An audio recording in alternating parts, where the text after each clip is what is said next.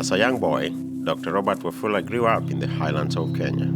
His parents were poor, his father a squatter, working any jobs he could, harvesting the land. His grandmother once told him, if you serve God faithfully, one day He will bless you too. If you have the opportunity to work, work diligently. So my passion is to inspire people. I'm privileged to speak to over 100,000 students and parents every year. And I'm also able to speak to millions, courtesy of the local TV stations and radios. In his country, Kenya, nearly 40% of the populations are under the age of 15. I realized that if you want to do a preventive mechanism, you build children and help them to grow up in a balanced, holistic way, one of which has to be the spiritual domain. So if you invest in them and have children who are balanced in upbringing, then they will also be good adults. And by extension, they also bring up families that are stable. Although he didn't have many opportunities to attend good schools as a young boy, Dr. Wafula's grandmother ensured he knew the importance of following God, and this gave him the passion to pursue his dreams.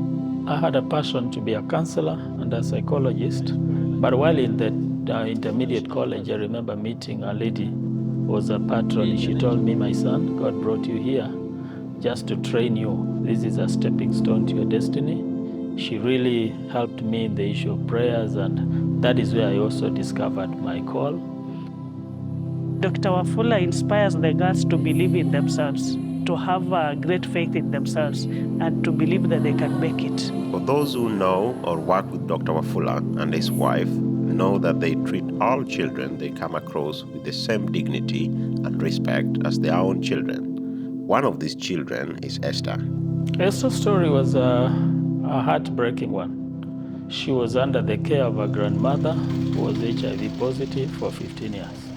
She also was a squatter, homeless in town. She had been doing this socialite work to get an income, and that's where she got infected HIV.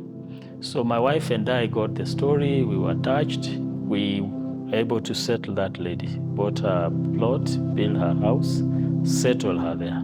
Then took up Esther as our daughter. I took up full responsibility, meeting any need that she needs.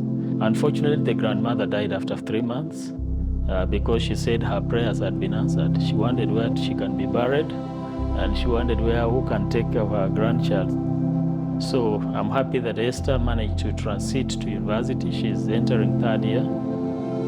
To be able to live with Dr. Wafula, it gave me a positive way of thinking about life and thinking how my future should be, because right away from my upbringing, I have never stayed with a dad. So he became like a dad in my life. He brought some hope, and the way they made me interact with people, and I have never interacted with, so they gave me exposure.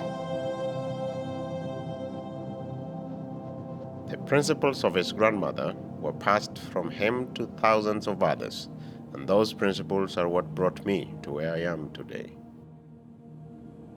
My name is Brian Odiwuor. I was born in Migori, Kenya. I am a PhD candidate, and I teach mathematics at Syracuse University in New York. When I first met Dr. Wafula, I was taking this developmental psychology course for all teachers, and he happened to be an instructor. He came to teach us, and from the way his lesson was, I was just taken away. That was our first encounter. I'm not sure if he knows this, but I used to see him, and he could preach or teach many students, but I wanted him to know that I am learning from him. When I got accepted at Rutgers, when I also got the funding, I thought, let me get back to the people who supported me. I reached out to Dr. Wafula, but he asked me something that I never thought about. What are your plans after your master's? And then I don't really think I had plans. I had never thought about it. And then one thing he said, okay, just go think about it, but don't come back without a PhD. he was able for some reason to use his psychology and his understanding of the Lord's word to empower myself. Through Dr. Wafula, I realized that it's important to have a relationship with God, and a stronger relationship. Dr. Wafula often tells me that if you have a goal to do something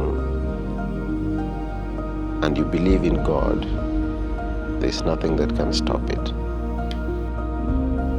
So the anchor has to be God.